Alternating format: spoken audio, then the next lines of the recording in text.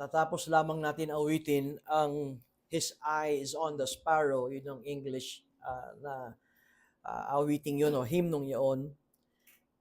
At ito ay kinuha sa biblical text or context ng huwag kayong mabalisa, huwag kayong matakot. At isinasalarawan na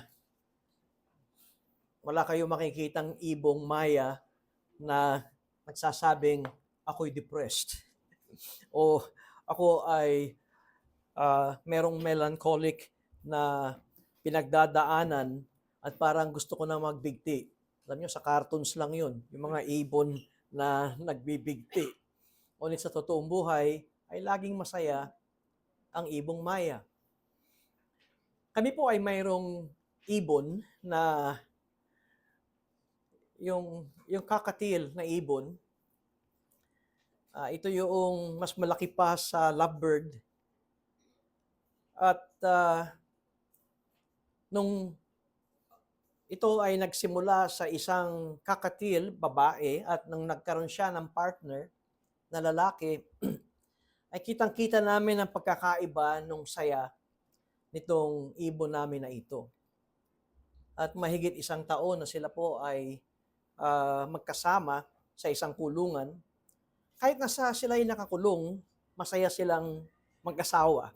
Tinawag na namin silang mag-asawa dahil mahigit isang taon na sila ay magkasama sa kulungan. Yung aking apo ay ginagawang kaugalian kapag siya ay naroon sa bahay, pinakakawalan ito sa loob ng bahay at sila ay lipad lamang ng lipad sa loob ng bahay at pagkatapos ay kapag oras na sila ay ikukulong, ang gagawin ng aking apo ay huhulihin lang muna niya yung babae at kapag naroon na sa kulungan yung babaeng kakatil ay napakadali ng bumaba ng lalaki. At tuwing umaga ay marinig mo ang napakagandang huni ng dalawang ito. Isang umaga ay nakita na lamang ng aking apo na duguan ang kakatil na ito at naroong maliwanag na napasok ng malaking daga ang kanilang kulungan. Matalino ang daga, kahit na mayroong bigat o yung weight, ay nagawa niyang buksan yung pintuan at lumaban ang lalaking kakatil at kinagat ng daga yung parte ng laman loob ng lalaking kakatil. Marahil ay kaya siya lumaban ay kanyang iniingatan ang kanyang partner. At nung namatay yung kakatil na yon at nung inilabas, rinig na rinig mo ang iyak ng kanyang partner. 2 linggo na nakaraan, masaya na naman siya. Naroon na naman yung kanyang himig ng magandang himig. Yun ang isang gusto ko sa ibong yaon. Iba yung kanyang tweet. Maganda yung himig. At naalala ko lamang kanina nung inaawit ito, oo nga naman, kung ang mga ibon ay nagpapamalas ng kalungkutan, ngunit ito ay saglit lamang. Pero sila ay ibon lamang. At ang awiting iyon ay, ano pa kaya na tayo na niligtas ng ating Panginoon? Nung binabasa ko ang isang survey, hindi sa Pilipinas, kundi sa mayamang bansa, ang napakataas na porsyento ng mga tao ngayon ay namumuhay na sa takot. Takot na baka mawalan sila ng trabaho. Takot na hindi nila mabayaran ang kanilang mga buwanan na obligasyon. Takot na baka makita nila kapag sila ay pupunta sa ospital at magpapa-check up at madidiskubring sila ay may mga karamdaman na mahal ang gastusin para ito ay gamutin o takot na marinig nila na bibilang na ang kanilang mga araw. Takot sa digmaan, takot sa paghihiwalay at pagkawasak ng pamilya. Kaya't pansinin ninyo ang bumabalot sa isang mayamang bansa na gustong puntahan ng ating mga kababayang Pilipino dahil sa kanilang paniniwala, kapag ako'y pumunta doon, ay magsisimula na ang aking saya, ang aking tagumpay, o ang aking kaginhawahan. Ngunit, ito ang bansa na mayroong masasabi nating kagalang-galang at sigurado ang kanyang survey na marami na sa mamamayang naroon ay punong-puno ng takot. Ang sabi ng mga dayuhan sa atin, mukhang sa Pilipinas ay walang takot. Alam niyo bakit? Kahit nangaraw gutom na, nakangiti pa. Yun daw ang ating likas. Sabi nila, we are happy people. Dahil kung minsan nakakalungkot na merong ipinapakitang livelihood o kaya pamumuhay ng ating bansa, ng ating mga kababayan, yung sinasabi ng mga puti, kali pa ba yun? Daanan pa ba yun? Dahil ang dami ng mga nakatambak at kung papasok ka patungo sa bahay mo, parang isang katawan lamang ang kasya. Alam niyo yun, yung skinitang tinatawag ng mga puti. Pero iskinita na nga, sumobra pang sikip. And yet, ang naglalaba ang mga tao doon sa iskinitang yun. So, alam niyo ang ibig kong sabihin. And yet, sabi ng mga puti, tingnan niyo, nakangiti pa rin sila. Pero kapag kinausap ang ating mga kababayan, maririnig ang takot sa kanila. Mababakas sa kanilang kwento ang mga nakapangingilabot na karanasan na kanilang pinagdadaanan. Kung kaya't, sarit-saring mga paraan ang ginagawa ngayon, paano sumaya ang tao? Wala nyo, ano ang number one na paraan ngayon sa ating bansa na sumaya ang Pinoy? TikTok. Kahit saan ako mapunta, kahit yung aming driver kagabi sa Grab, habang naka-red light, nagti-TikTok. Parang gusto kong kalabitin. Mama, mamaya na yan pagbaba namin, huwag habang kami pasahero. Ngunit dahil naka-red light, at nangingiti itong mamang driver, pag ako'y napunta sa palengke, sa grocery, yung mga nakatayo, TikTok. At nakangiti. Ito ba ang atin na lamang paraan para tayo kumuha ng saya? Natatandaan ko yung sinulat ni Thomas Jefferson sa Amerika na yung sabi niyang pursuit of happiness or pursuit of happiness, ang point niya ay ang mamamayang Amerikano ay merong karapatan na sumaya. Ngunit bakit sila hanggang ngayon ay namamayagpag ang takot? Kung sa kanilang konstitusyon ay naroon ang kanilang karapatan na maging masaya. Dahil makikita natin na ang tunay na kasayahan o ang tunay na kagalakan ay bunga lamang ng tamang pagkakilala sa Diyos. hinahabol ng karamihan ng mga tao ang step 1, step 2, step 3, kung papaano sumaya. Ang kanilang sukatan ay, siguro pag lumaki ang sweldo ko, masaya na kami. Kaya gagawa ng paraan para palakihin ang kita o ang pananalapi.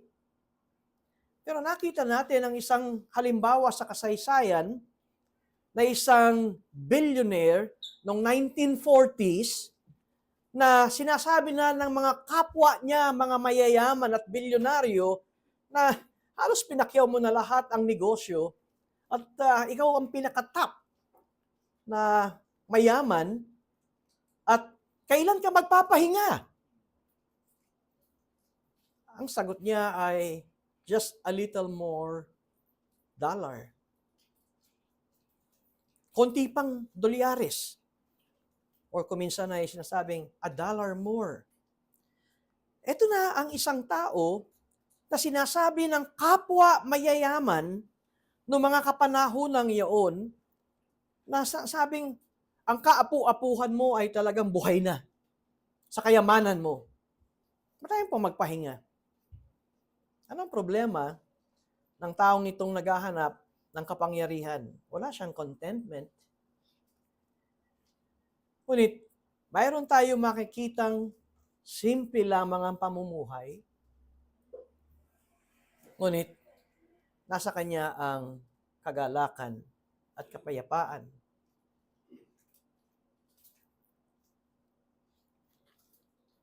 Sa aklat ni Augustine, ang The City of God,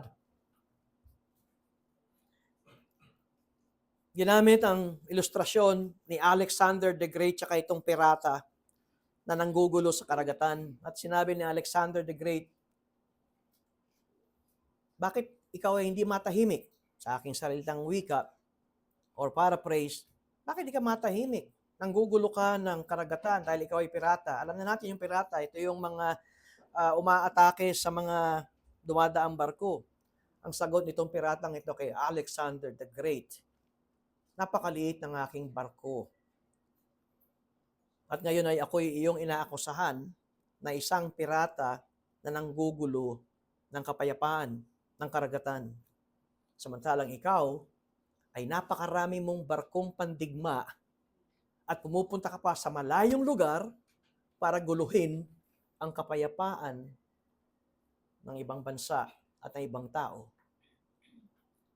Ang mensahe dito ay, hindi mo nakikita na ikaw ay mas malawak ang iyong kontribusyon sa kaguluhan. Ang nakikita mo yung maliit na pirata o maliit na tao na sa iyong pananaw ay nagbibigay ng kaguluhan sa karagatan.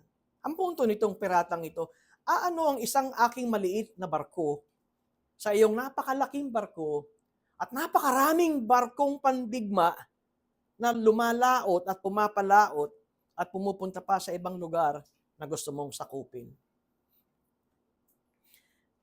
Bakit ganito ang nangyayari pa rin sa ating kapanahunan? Ang sabi ko nga kanina ay dahil karamihan sa mga tao ay hindi na matutong magkaroon ng sabihing, okay na ako. Salamat sa biyaya ng Diyos. Ako'y kontento sa bawat araw. Nais kong mangaral ng isang sermon patungkol sa kabanalan ng Diyos at patungkol sa biyaya ng Diyos. Kuminsan kapag biyaya ang pinag-uusapan, ang ating tinitignan na aklat ay ang bagong tipan, ngunit sa matandang tipan ay makikita na natin na nandoon na kumikilos ang biyaya ng Diyos. Kaya nga may mga Kristiyano na ayaw nang basahin ang matandang tipan dahil sa matandang tipan daw ay naroon ang puot ng Diyos. Kaya ang kanilang paboritong basahin ay ang bagong tipan dahil nandito ang pag-ibig ng Diyos sa New Testament, nandito ang biyaya ng Diyos sa New Testament. Pero sila ay nagkakamali. Hindi natin pwedeng paghiwalayin ang Old Testament sa New Testament dahil ito ay isang aklat lamang. At ito ang salita ng Diyos. At kung magkakaroon tayo ng paghihiwalay ng Diyos ng matandang tipan at ng Diyos ng bagong tipan, ito ay simula na o patungo na sa maling katuruan. Iisa lamang ang Diyos.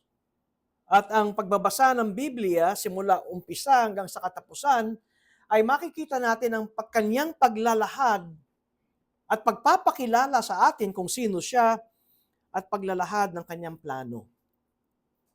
Pakinggan po natin ang salita ng Diyos sa Awit Kapitulo 99, Psalm chapter 99. Ito ay binubuo ng 9 na talata lamang. Ang Panginoon ay naghahari, manginig ang taong bayan. Siya'y nakaupo sa mga kerubin, mayanig ang lupa. Ang Panginoon ay dakila sa Zion. Siya'y higit na mataas sa lahat ng mga bayan. Purihin nila ang iyong dakila at kakilakilabot na pangalan. Siya'y banal. Ang lakas ng hari ay umiibig ng katarungan. Ikaw ay naglatag ng pagkakapantay-pantay. Ikaw ay nagsagawa ng karunungan at katuwiran sa Jacob. Purihin ninyo ang Panginoon nating Diyos. Magsisamba kayo sa kanyang paanan. Siya'y banal. Sina Moises at Aaron ay kabilang sa kanyang mga pari. Si Samuel ay kabilang sa mga nagsisitawag sa kanyang pangalan. Sila'y nagsisitawag sa Panginoon at kanyang sinasagot sila. Siya'y nagsasalita sa kanila sa haliging ulap. Kanilang iniingatan ang mga patutuon niya at ang tuntunin na ibinigay niya sa kanila. O Panginoon naming Diyos, sinagot mo sila. Ikaw ay Diyos na mapagpatawad sa kanila. Ngunit isang tagapaghiganti ng mga maling gawa nila. Purihin ninyo ang Panginoon, nating Diyos, at magsisamba kayo sa kanyang banal na bundok. Sapagkat ang Panginoon natin ay Diyos na banal. Pagpalain nawa tayo ng pagbabasa at pakikinig ng kaniyang banal na salita.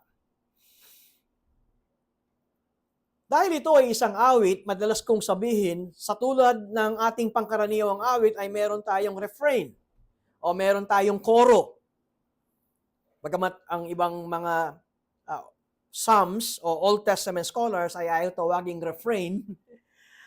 Ngunit ang punto ko rito ay mayroong tayong nakikitang paulit-ulit na binibigkas o nasa kabanatang ito.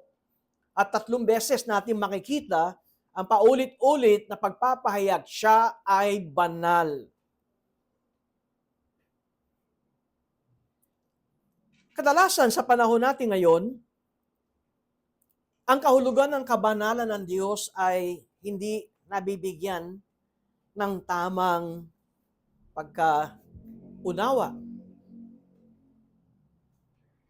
Sa ating tinatawag na Christian theology, kadalasan ang naipapaliwanag o naituturo kung ano ang kabanalan ng Diyos. Ang una, na patungkol sa kabanalan, bago ang Diyos, ay ito'y patungkol sa mga bagay o sa mga tao na inihiwalay at ito ay ginagamit hindi sa pangkaraniwang gawain o paggamit. Halimbawa, makikita natin sa matandang tipan na naging hari ng Babylonia ang si Belshazzar. Matatandaan ninyo ang kwento ng nilusob ng Babylonia ang Jerusalem at winasak ang Jerusalem, wasak ang bakod, wasak ang templo, at lahat ng mga nasa loob ng templo ay kanilang kinuha at dinala sa Babylonia, pati ang mga ginto at pilak at lahat ng mga magaganda at mamahaling nasa loob ng templo. Ngayon, kung ikaw ay isang Israelita, ang lahat ng ginagamit sa loob ng templo ay banal. Ang ibig sabihin, hindi ito ginagamit sa mga pangkaraniwang gawain o gamit. Yun ay ginagamit sa pagsamba sa Diyos. Kaya kadalasan, kapag nababanggit ang salitang banal, ay ito ay nakatukoy sa mga banal na gamit, holy things. At dito kay Belshazzar, ng kanyang nilapastangan ang mga tinatawag na mga temple vessels, at ito ay mga holy temple vessels na hindi ang mga Israelita ang naggawa nito at sila ay nagtaguyod nito, kundi ito ay galing sa Diyos. Na ito ang mga gamit na hindi gagamitin sa pangkaraniwan. At ano nangyari?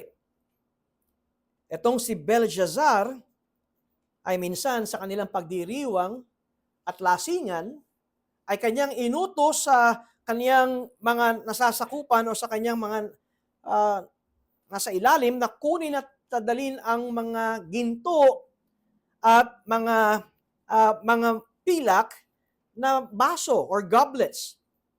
At ito ang kanilang ginamit. Ito ang pinantoast. Ika nga. Ito ang kanilang ginamit na lagayan ng alak at ito ay kaniyang sinasabi at ginagawa at tinotoast sa Diyos-Diyosa nila.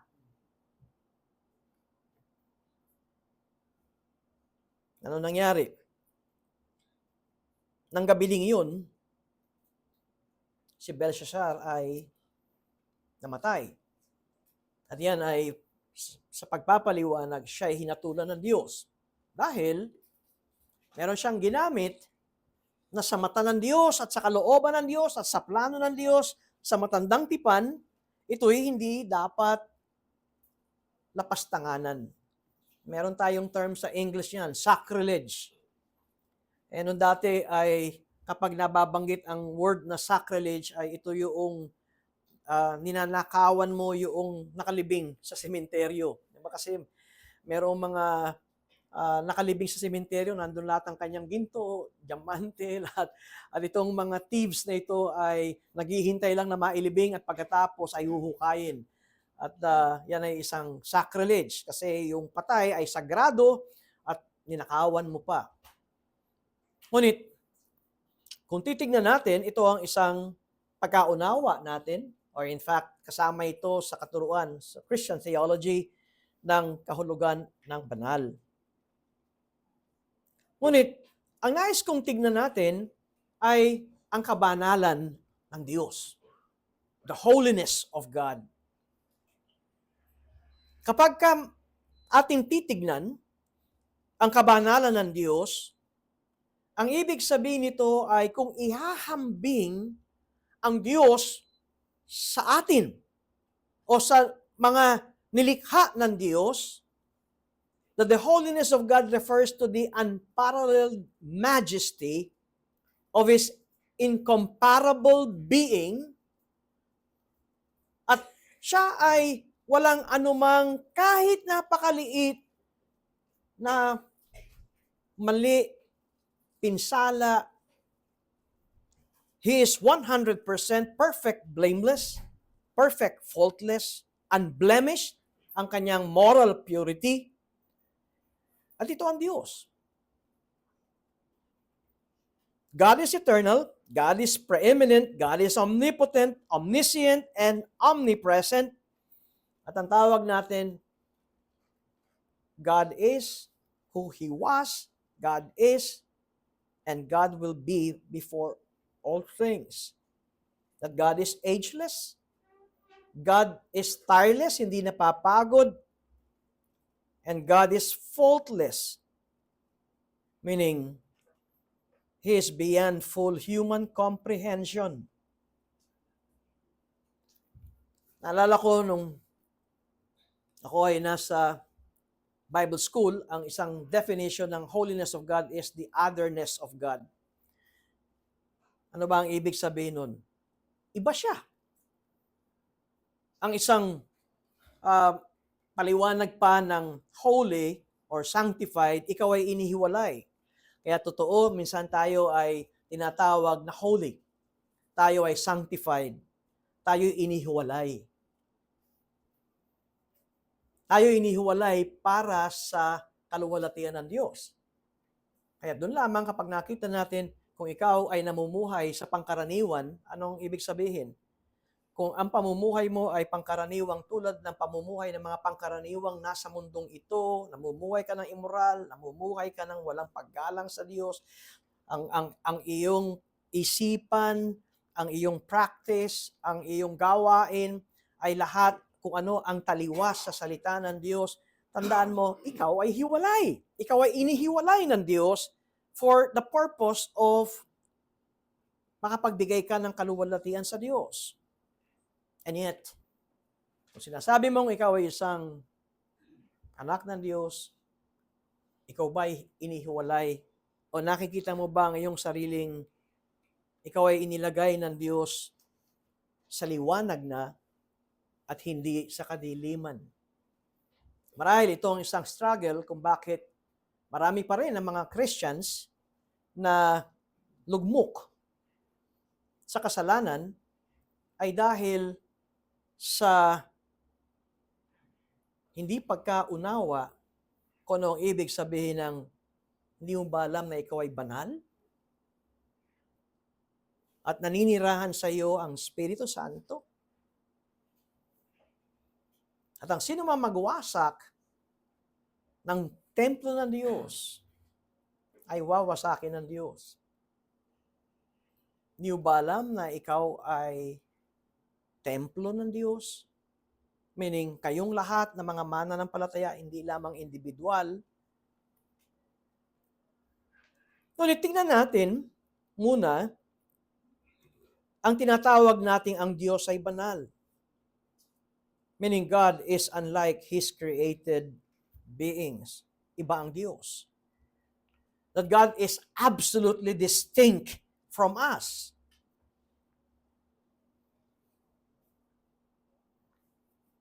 And yet,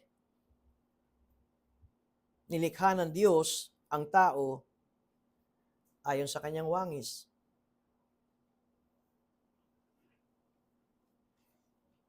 And yet, meron tayong makikita sa banal na kasulatan, lumapit tayo sa Kanya. And yet, sinasabing, manginig kayo sapagkat ang Diyos ay banal. Dalawang makikita natin sa pamumuhay ng mga tao sa matandang tipan, lalo ng mga Israelita, o marahil simula pa sa unang taong kay Adan at kay Eva. Nang nilikha ng Diyos si Adan at si Eva, napansin ba ninyo na bago sila nahulog sa pagkakasala ay naroon ang kanilang pagkakaisa sa Diyos? Naglalakad ng Diyos sa Hardin ng Eden, yun ang sa larawan. Ang ibig sabihin ay meron silang fellowship ng unang taong si Adam and Eve, ang Diyos. Walang kasalanan, walang hadlang sa banal na Diyos at banal na tao. Ngunit nung nagkasala ang unang tao, anong makita natin na ginawa na mag-asawang ito, nagtatago na? At makikita rin natin na ito ang naging dahilan kung bakit sila ay kinakailangang palayasin sa Hardin ng Eden. Kung minsan ang iniisip natin laging picture ng Hardin ng Eden ay isang lugar na malaparaiso ang dating, pero di ba natin naisip na nandoon ang pagtatagpo ng Diyos sa tao? Of course, ang Diyos ay, kung gagamitin natin ang kabanalan ng Diyos and the majesty of God and the otherness of God, Ang ibig sabihin, ang Diyos ay hindi natin kayang ihambing sa kanyang nilikha. Ang mundo ay nilikha ng Diyos. Ang Diyos ay iba sa mundo. Ang Diyos ay iba sa mga tao at sa mga planeta. Ang Diyos ay iba. Ang Diyos ay mas higit kaysa doon. Paano magkakasya ang Diyos sa hardin? Hindi nga magkakasya ang Diyos pati sa planetang mundo. Pero dito pinili ng Diyos na siya ay magtagpo or to meet. Yung term natin ngayon lagi, meet up. Di ba? Para sa tao na si Adan at si Eva. Ngunit nang sila'y nakasala, sila'y kailangan palayasin at paalisin sa hardin na ito. Hindi na pwede magsama ang banal na Diyos at ang taong makasalanan.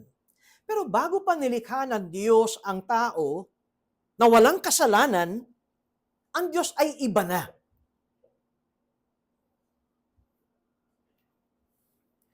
Kung kaya't isang malaking kasalanan kung sa ating kaisipan ay ipinapantay natin ang Diyos sa kaisipan ng tao. Totoo na sinabi ni Jesus sa kanyang mga alagad, ngayon ay hindi ko lamang kayo tinatawag na aking mga alagad, kayo aking kaibigan. Alam natin sa konsepto at kamalayan natin ng kaibigan ay kaibigan. Di ba? Inaakbayan mo. Pareho tayo.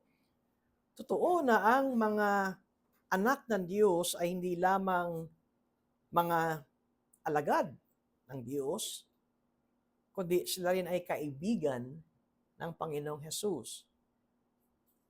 At kuminsan, dahil dito sa salitang kaibigan, ay ang tawag nila kay Jesus ay Brother Jess. Kaibigan eh. Yung kuminsan yung mga kaibigang na nagbibiruan, pinapalitan mo yung pangalan niya at binibigyan mo siya ng, ito gusto ko Brother Jess. O kaya Brother Joe. Totoong kaibigan ang sinabi ni Jesus sa kanyang mga alagad, pero ito ang uri ng kaibigang dapat mailagay pa rin sa ating isipan. Ngunit siya'y mas mataas kaysa sa lahat. Dahil siya'y iba kaysa sa atin. Dahil siya ay walang anumang bahid ng karumihan at kasalanan, sa halip na abusuhin natin ang pagpapahayag na tayo'y kaibigan ng Diyos, ay magkaroon tayo ng kagalakan at pitagang paggalang sa Kanya. Tingnan natin ang mga halimbawa na mga tinatawag kong yung pabago-bago ng damdamin ng mga nasa Biblia. Yung ambivalent feelings na mayroong paghanga na gustong lumapit at mayroon din parang gustong magtago sa Diyos. Halimbawa na gusto kong unang tukuyin ay si Moises. Gusto kitang makita. Nakita mo yung request ni Moises, palagi ko, ito na lang ang kulang ko sa buhay ko. Makita kita, Diyos. Anong sabi ng Diyos kay Moises? Walang taong maaaring makita ako. Dahil kapag ipinahayag ko kung sino ako, patay ka, tupok ka. Tupok. Bakit sinabi ito ng Diyos? Dahil ako'y iba. Kung kaya't meron tayong makikita sa banal na kasulatan ng mga halimbawa ng mga propeta ng Diyos na kanilang naging damdamin. Tingnan niyo sa Isaiah chapter 6, halimbawa, aking babasahin simula sa talatang 1 ng mabilis, at kung ako'y inyong kayang sabayan simula talatang 1, ito yung tinawag ng Diyos si Isaias na maging propeta sa verse 1 ng Isaiah chapter 6. Noong taong mamatay si Haring Uzias ay nakita ko ang Panginoon na nakaupo sa isang tronong matayog at mataas. At napuno ang templo ng laylayan ng kanyang damit. Sa itaas niya ay nakatayo ang mga serafin, Bawat isa ay may 6 na pakpak. May 2 nakatakip sa kanyang mukha, may 2 na nakatakip sa kanyang mga paa, may 2 na naglilipad sa kanya, kaya may anghel na may 6 na pakpak.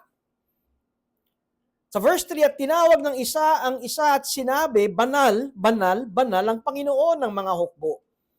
Ang buong lupa ay puno ng kanyang kaluwalhatian. At ang mga pundasyon ng pintuan ay nayanig sa tinig na sumisigaw at ang bahay ay napuno ng usok. Na magkagayoy, sinabi ko, kahabag-habag ako. Ako'y napahamak sapagkat ako'y lalaking may maruruming labi. At ako'y naninirahan sa gitna ng bayan na may maruruming labi, sapagkat nakita ng aking mga mata ang hari, ang Panginoon ng mga hukbo.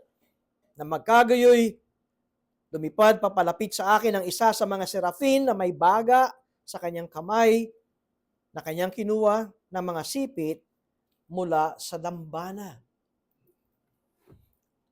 2 ang makikita nating damdamin dito ni Isaias, nang siya'y tinawag na maging propeta. Una, naroon yung kanyang pagkamangha. Ang unang-unang, kung mababasa natin, ay naroon yung kanyang saya at sigla. Kaya't sinasabi ko nga na naroon yung siya ay na-attract. It was so awesome attraction para kay Isaiah. Ngunit, naroon din makikita natin ang kanyang takot.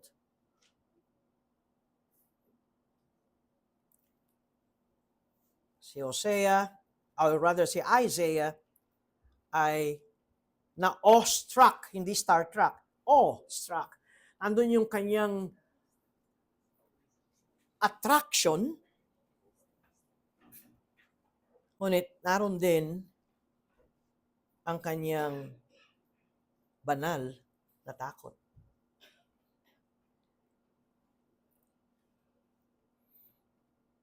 Dahil ang isa pang nais kong bigkasin na Old Testament na character ay si Daniel.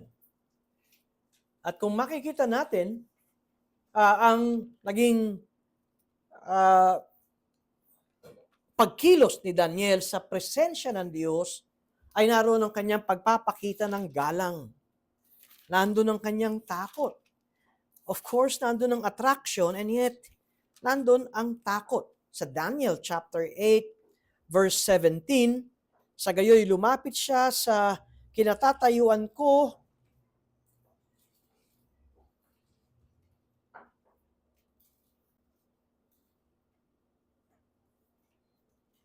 at nang siya'y lumapit, ako'y natakot na napasubsob. Ngunit sinabi niya sa akin, unawain mo, o anak ng tao, na ang pangitain ay para sa panahon ng wakas. Ito ang paliwanag ng Anghel Gabriel kay Daniel.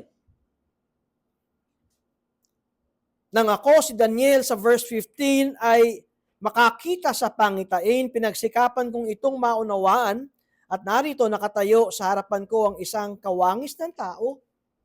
Narinig ko ang tinig ng isang tao sa may pangpang ng ulay, at ito'y tumawag at nagsabi, Gabriel, ipaunawa mo sa taong ito ang pangitain. Anghel na si Gabriel ay nagbigay ng malaking takot kay Daniel. Sa Book of Revelation, ang anghel ay nagpakita kay Apostol Juan, si Apostol Juan ay nagpatira pa. Ang sabi ng anghel, teka muna, ang sambay sa Diyos lamang. Ako'y anghel, ako'y mensahero. Pero ang gusto ko makita natin, ito ang mga karanasan ng isang taong si Daniel at isang apostol na si Juan, na kahit na anghel lamang ang kanilang kaharap, ay naroon ang banal na takot. Si Propeta Isaias, ang kanyang nakita ay mismong ang Diyos. Bakit ko sinasabi ang mga bagay na ito? Dahil ang katuruan ng Diyos ay banal, ay para napakababa o napakababaw ng pangunawa ng una ng mga anak ng Diyos. Hindi ko nasasabihin yung mga hindi anak ng Diyos. Of course, kung ikaw ay unbeliever, wala ka talagang paggalang sa Diyos. Ngunit kung ikaw ay isang mananampalataya, ay naroon na dapat na tayo ay makitaan ng pagpapahalaga sa Kanya. Nang ang mga apostol ay lumapit kay Jesus at nagsabing, turuan mo kaming manalangin. Anong sinabi ni Jesus? Kung kayo ay mananalangin, huwag niyong gagayahin ng panalangin ng mga hentil na paulit-ulit na sila ay nagwiwika nang wala namang kabuluhan. These are empty phrases na akala nila ito ay makukuha sa haba ng panalangin para sila ay dinggin ng Diyos. At ano ang tinuro ni Jesus sa kanyang mga alagad? Ganito kayo manalangin, Our Father in heaven, aming Ama na nasa langit. Umpisa pa lamang ay ipinapakita na maging sa panalangit, tayo ay tagalupa, siya'y tagalangit. At nando na kagad ang paghihiwalay, the otherness, the absolute na pagkakaiba ng Diyos sa atin. At pagkatapos ay karugtong, hallowed be your name. Ang Tagalog, sabi ko nga, hindi ko gusto ang salin ng Tagalog, Ama naming nasa langit, sambahin ang ngalan mo. Hindi sambahin ang ngalan mo, kundi banal ang ngalan mo. At matandaan natin, ang isa sa utos, sa 10 utos ng Diyos, sa moral law, is that you shall not take the name of the Lord your God in vain, for the Lord will not hold him guiltless who takes his name in vain. Huwag mong gagamitin ang ngalan ng Diyos sa mga salita ng walang kabuluhan. And yet, narito tayo, na mayroon tayong tipan na binibigkas. Nung nakaraang linggo lamang, ay muli nating binasa ang ating tipan. Yung ating covenant bilang kaanib. At binabasa natin ito, at nawa gusto ko, kapag binabasa natin ay nauunawaan natin. Dahil ito ay binibigkas natin sa ngalan ng Diyos. At kung magaang ang tingin natin sa ating tipan, hindi ba't maging tayo ay lumalabag sa taking the name of the Lord, our God, in vain?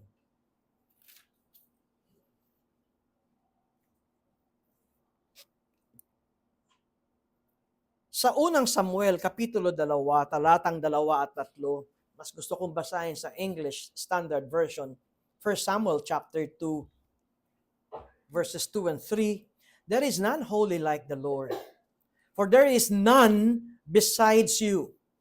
There is no rock like our God. Talk no more so very proudly. Let not arrogance come from your own mouth. For the Lord is a God of knowledge, and by Him actions are weighed.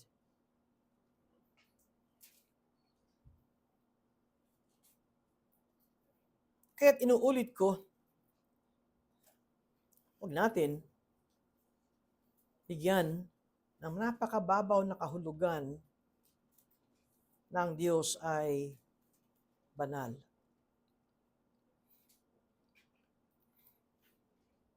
Mayroong 2 magkapatid na anak ni Aaron na kabilang sa mga pari. Ang ibig sabihin, ito'y inihiwalay ng Diyos para sa paglilingkod sa pagsamba. At kung gagamitin ko yung word na sacrilege, these 2 brothers, Nadab and Abihu, committed sacrilege Ano ang kanilang kasalanan? When they offered an authorized fire before the Lord. At ito ay taliwas sa utos ng Diyos.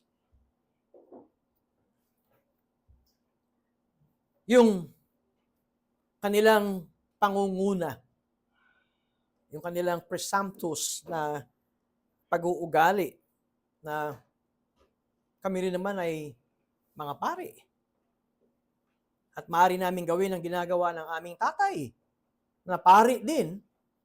Ngunit ang utos ng Diyos ay yung tatay lamang ng high priest ang makapapasok doon sa kabanal-banalan, doon sa most holy place. Pero itong ginawa ng kanyang anak ni Aaron na si Nadab at si Abihu. And because of that, fire came out from the presence of the Lord and consumed them, and they died before the Lord. Obviously, sa Old Testament, God considers sacrilege to be a serious offense. At kita ba ninyo kung papaano namatay ang isang taong gustong tulungan ang nadapang baka nung karga-karga yung kahon, yung Ark of the Covenant, yung kaban ng tipan? Nababasa ba natin kung gaano kalaki yun? Pag tinignan natin, para lamang itong isang baul. Alam niyo, yung baul na yun ay parang 4 feet lamang at maliit. Parang table natin, yung ating multimedia table. Pero ang utos ng Diyos, ito ay balutan ng ginto, gawa sa acacia wood, at pagkatapos ay lagyan ito ng singsing at lagyan ng poles, ng diretsyong pole o para ito'y bitbitin. Walang sino man pwedeng humawak doon. At kapag ito'y nilapag, hindi tatanggalin yung kahoy na yun. Kasama na yan doon sa kanyang furniture. Merong isa na humawak dahil gusto niyang alalayan at baka bumagsak itong kaba ng tipan, itong Ark of the Covenant, itong kahon, at siya ay hinatulan ng Diyos. On that very spot, siya ay namatay. Well, anong sabihin natin?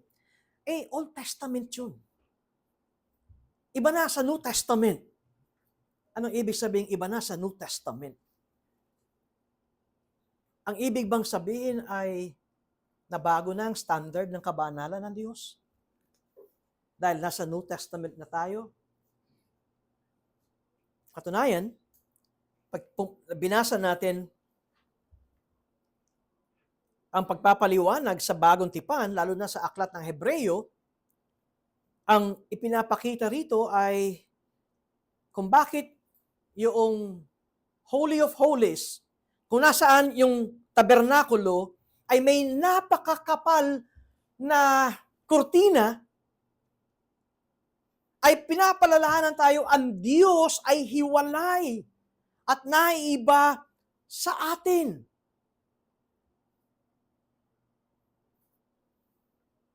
Kung kaya't ito ay pinapasok lamang once a year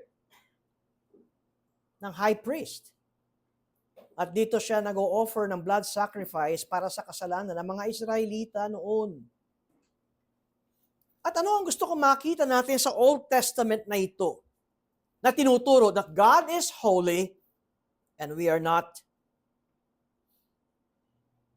And we dare not commit sacrilege against God. Ito ang dahilan kung bakit tinawag ni Jesus sa mga Pariseo na mga ulupong. Dahil meron silang double standard. Na sila ang dapat na tagapagturo. And yet, pagdating sa mga bagay na para sa Diyos, at kapag ito'y natapatan ng pera, nagiging mahalaga yung pananalapi sa mga Pariseo. At ito rin ang turo ni Jesus kung bakit maging ang ating mga oath is binding before God. Alam niyo kung gaano kabigat na kasalanan ang maghiwalay na asawa? Dahil ang salita ng Diyos, ang dalawa ay hindi dapat paghiwalayin. And the two shall become one. At ngayon, parang okay na lang na maghiwalay tayo. Diba? Ngayon, ilan na ngayon ang maghiwalay at ang isang sinasabi nila, pero magkaibigan kami. Maghiwalay, pero magkaibigan. Bakit ganito? Ay dahil hindi nakikita ng mga tao na pagka merong tayong paglabag sa kanyang salita that we are profaning God's holy name and the name of our Lord Jesus Christ.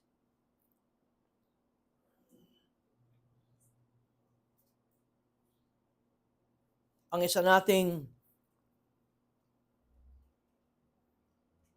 mga kababayan na kabilang sa relihiyon na napakalaki sa ating bansa ay hanggang sa ngayon ay meron pa rin silang pagtuturo at paggawa ng paggalang sa mga santo at sa mga holy elements na wala na tayong biblikal na dahilan para ito ay ating itaas at sambahin. Anong tinutukoy ko? Merong relihiyon na ginagawang santo ang mga tao. Merong relihiyon na kapag itinaas yung kopa, ngayon alam niyo na kung bakit kayo lumuluhod at yumuyuko. Let us proclaim the mystery of faith. Pagkatapos may kalembang. Nakita niyo na kung ba't pati ang hostya ay tinataas sa harapan ng simbahan ng Romano Katoliko. Dahil ito ay ang Diyos na nagkatawang tao na ngayon ay tinapay at yumuyuko ang mga tao. Hindi natin alam ito. Akala natin ito lamang ay ritual. Pero ang lahat ng yan ay may katuruan na ito ay hindi pangkaraniwang hostya. Ito ay hindi pangkaraniwang saro at iba pang mga bagay kung kaya't yumuyuko ang mga tao. Wala nang templo ngayon. Hindi katulad sa Old Testament na naroon ang templo sa Jerusalem at sinabi na ni Jesus, ang mga hinahanap ng aking ama ay ang tunay na mananamba at sila ay sasamba sa Espiritu at sa katotohanan. Hindi na sa Jerusalem o sa anumang lugar, kaya't ang templo ay wala na. One time, nabasa ko sa isang article na may practice ang mga Reformed churches noon, nakakandado ang kanilang simbahan, ang panambahan. Hindi katulad ng simbahan na tinutukoy ko laging bukas, di ba? Bakit nila kinandado? Kasi merong paniniwala noon na katuruan na kapag pumasok kayo sa simbahang ito, banal. Nandun yung kabanalan ng Diyos. Kung kaya't nais baguhin ng mga reformers ang kanilang paniniwala na para bang pag ikaw ay pumasok sa simbahan, ikaw ay protektado ng Diyos. Ngunit hanggang sa ngayon ay ganito pa rin ang practice ng relihiyong tinutukoy ko. Ngunit anong sinasabi ng New Testament? Ang sinasabi ng New Testament, hindi lang ang ilan na mga tao ang iyong gagawing santo, kundi ang sinasabi ng bagong tipan, lahat ng mananampalataya. That all believers, not just a select few, ang mga santo. Katunayan, sa 1 Peter chapter 2 verse 5, lahat tayo mga mananampalataya are being built into a spiritual house to be a holy priesthood, offering spiritual sacrifices acceptable to God through Jesus Christ. The Old Testament temple is gone. Sino na ang building ng Diyos? Nung sinabi ni Pablo, don't you know that you yourselves are God's temple and that God's Spirit dwells in your midst. Ang templo na ng Diyos sa ngayon ay ang pagsasama-sama ng mga anak ng Diyos kapag tayo sumasamba. Kadalasan ang tawag natin sa 7B Mandal Street ay church, chapel ito. Ang church ay ang taong mga anak ng Diyos. Pero hindi natin nawawaglit. Pupunta ka sa church, meaning pupunta ka sa chapel.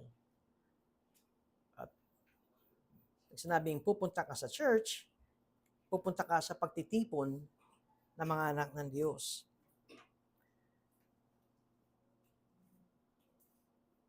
Bakit ko sinasabi ang mga bagay na ito? Dahil kahit na ikaw ay dambuhalang relihiyon, and if you canonize o ginagawang banal ang mga tao, at sinasabi mong kapag araw ng Miyerkules, dito kayo pumunta at dito kayo manalangin, kapag araw ng Huwebes, dito kayo pumunta at dito kayo manalangin, ang tinuturo mo ay binibigyan mo ng mas mataas ang mga taong ito. Kapag ka tinuturo ng isang relihiyon na kayo ay manalangin sa isang ginawa naming santo, o kaya ikaw ay lumuhod at yumuko kapag meron kaming itinaas na mga icons or relics, o magpakita ng reverence sa mga ito, ng mga physical objects, sipin ninyo, di ba may paglabag sila sa utos ng Diyos?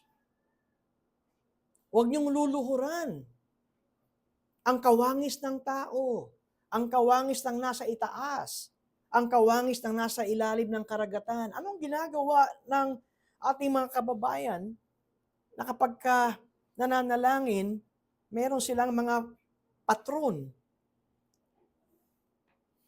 At dito ka manalangin kapag ito ang iyong problema. Ano ang gusto kong makita natin? Well, physical objects may have historical significance, pero hindi sila dapat luhuran. Naalala ko ang sabi ng aming principal sa Bible School nung siya ay napunta sa UK. Sabi niya, hindi ko alam kung anong aking pakiramdam na ako ay umupo sa study table ng isang reformer. Pinapreserve. Pero hindi para luhuran. Para mapalalahanan tayo na dito nagsimula ang isang ginamit ng Diyos para sa kanyang kaluwalhatian. At ngayon, nasa ng biyaya ng Diyos sa bagay na ito?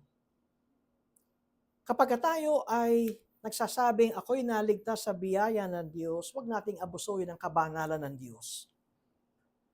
Dahil may nabanggit sa awit 99, kung babalikan natin, bago mag-verse 2, siya'y nakaupo sa mga kerubin, mayanigan lupa.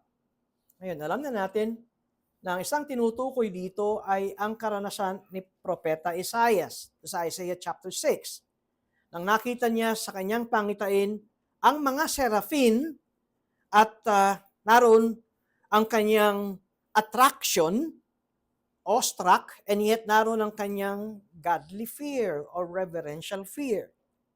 O marahil, mas literal na gagamitin ko nang nabanggit dito ang nakaupo sa mga kerubin ay ang nasa Exodo Kapitulo 25 nang binigyan ng detalye ng Diyos ang mga Israelita kung papaano gawin ang Ark of the Covenant, ang Kaba ng Tipan.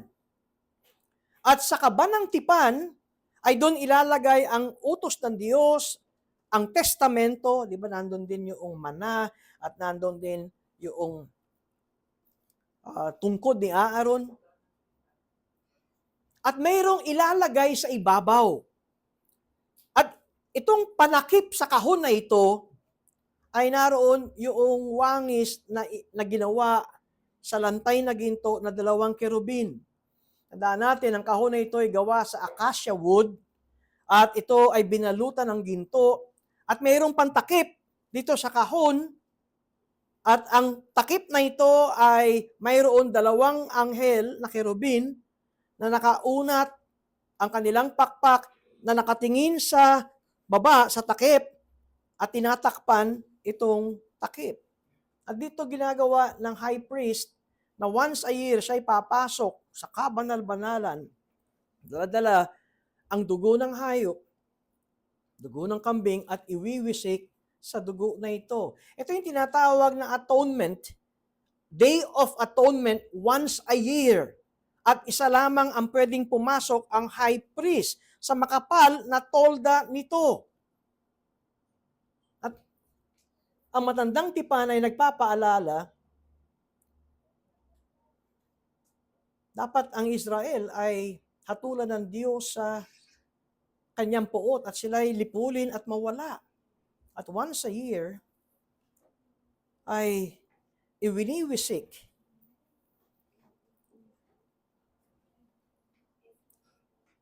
ng pare ang dugo sa ibabaw ng takip. Sa gayon, kapag nakita ng Diyos ang dugo, ang kanyang puot ay mapapawi. Ito ay pagpapaalala na dahil sa dugo ng hayop, hindi mararanasan ng Israel ang puot ng Diyos. At yan ay tumuturo sa bagong tipan na ang dugo ay hindi na dugo ng tupa, kundi dugo ng Panginoong Hesus. At dahil kay Hesus, ang puot ng Diyos ay kanyang pinawi. At ngayon, ay meron na tayong pakikiisa sa Panginoon. Pero, hindi pa rin nawawala ang kabanalan ng Diyos.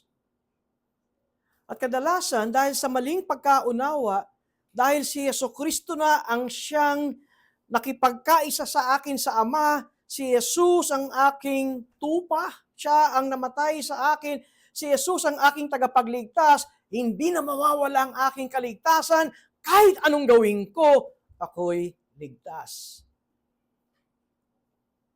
Sabi ko, hindi nawawala ang kabanalan ng Diyos. Marahil marinig natin ang turo mamaya sa tinatawag nating sakramento ng Diyos. Kung kaya't sabi ni Apostol Pablo, naroon ang kanyang paanyaya na ang mga Kristiyano ay bumahagi sa Lord's Supper, and yet sinabi rin ni Apostol Pablo, suriin ninyo ang inyong mga sarili. Kaya siguro, may mga namamatay na Kristiyano o nagkakasakit dahil sa hindi nila pag-discern ng tinapay at ng dugo. Hindi nawawala ang kabanalan ng Diyos. Katunayan, nais kong makita natin sa aking pangwakas na pangangaral ay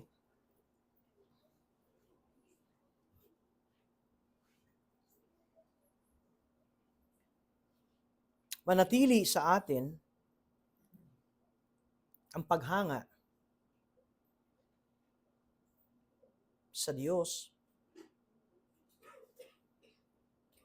manatili sa atin ang pagkakaroon ng banal na takot sa Diyos.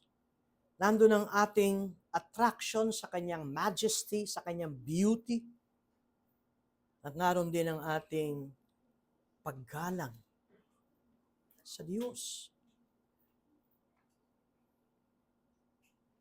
At magkaroon tayo ng tamang pananaw at pamumuhay sa dalawang katotohanan ito. Ay sa tingin ko, ay mamumuhay tayo makapagbibigay ng kagalakan sa Diyos. Hindi nawala yung sinabi ng Diyos that He is a holy God. Hindi nawala ng inutos ng Diyos sa Israelita, be holy, for I am holy. At ito'y inulit ni Apostol Pedro na kanyang sinabi sa mga Kristiyano ng kanyang kapanahunan, be holy, for the Lord is holy. Hindi lamang tayo ay may timbang sa biyaya ng Diyos. Totoong maraming salamat na ang aking kaligtasan ay sa biyaya ng Diyos lamang. Dahil kung tutuusin, pwede na tayong pabayaan ng Diyos. Lahat ng ganitong pagkaunawa, hindi tayo lalapit sa Diyos at magpipilit na I claim it at kinakailangan dahil ginamit ko ang pangalan mo, sinabi mo sa iyong salita, dapat kong tanggapin ito. May tamang pagkaunawa sa kabanalan ng Diyos ay hindi ganito ang magiging attitude natin. Bakit ganito ang nangyayari sa buhay ko? Kundi may kababaang loob na tumawag sa Kanya at may katiyakan at kagalakan dahil sa biyaya ng Diyos. Dahil merong nakaluklok sa kanang kamay ng Diyos. Hindi lamang siya namamagitan sa lahat ng mga anak ng Diyos, kundi siya'y nananalangin para sa atin. Kung ganito ang ating tatayuan, ay palagay ko, hindi na natin aabusuhin ang once saved, forever saved. Kundi magkakaroon tayo ng paggalang na may kagalakan sa Kanya. Ang kaligtasan ng isang unbeliever ay sa biyaya ng Diyos lamang sa ginawa ng Panginoong Jesucristo na hindi nagawa ng unang taong si Adan. Ngunit sa gawa ng Panginoon, si Adan hindi sumunod sa Ama. Ang ikalawang Adan, si Jesucristo, ay buong-buong sumunod sa Ama.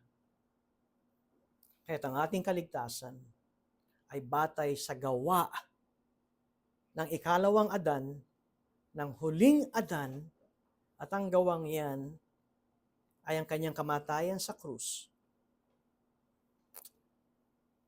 At tayo naligtas sa biyaya ng Diyos sa pananampalataya at hindi sa ating gawa.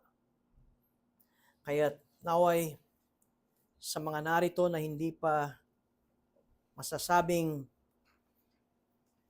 anak ng Diyos, wala tayong kailangan gawin. Wala kayong kailangan gawin. Kundi sampalatayanan ang ginawa ng Panginoong Hesus. At kung ito ay ating ipahayag at tanggapin, naroon ang pangako ng Diyos, ang sino mang tumanggap sa kanyang anak ay bibigyan ng karapatan maging anak ng Diyos. Ngunit hindi nangangahulugang malaya na tayo na mamuhay ng ating gusto. Dahil ang isang larawan ay pinapakita sa Biblia ng anak ng Diyos ay tupa.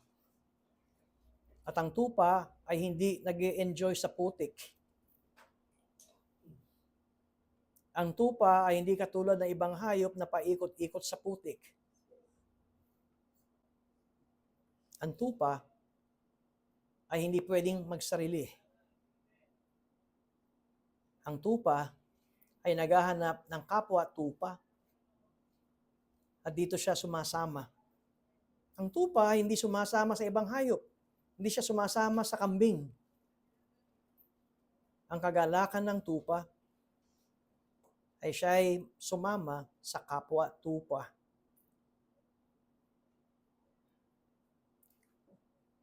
Isang tanong marahil kung kayo'y tupa ng Panginoon,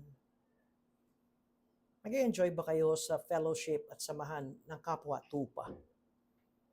O hanggang ngayon ay meron pa rin kayong mentalidad na soloista? Hindi tayo ganito inihiwalay ng Diyos. Tayo inihiwalay ng Diyos sa dilim, sa mundo, at inilagay sa liwanag, at inilagay sa kanyang kawan. Ang tupa ng Panginoon. At si Jesus, ang siyang ating chief shepherd. Manalangin po tayo. Kami po, Panginoon, ay nagpapasalamat sa inyong salita. Salamat din po sa pangangaral na inyong binigay sa aming kalagitnaan na hango sa inyong salita. Nawa, sa pangangaral na ito ay makita namin, Panginoon, ang inyong kabanalan at ang inyong biyaya.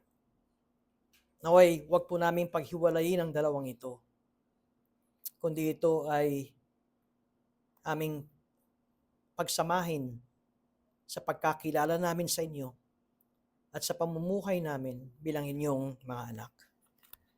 Sa ngalan ni Jesus. Amen.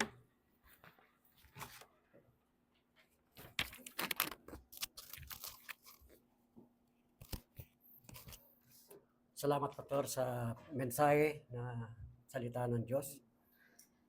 At magkaroon tayo ng panandaliang katahimikan at pagbulay-bulayin ang narinig na pangangaral.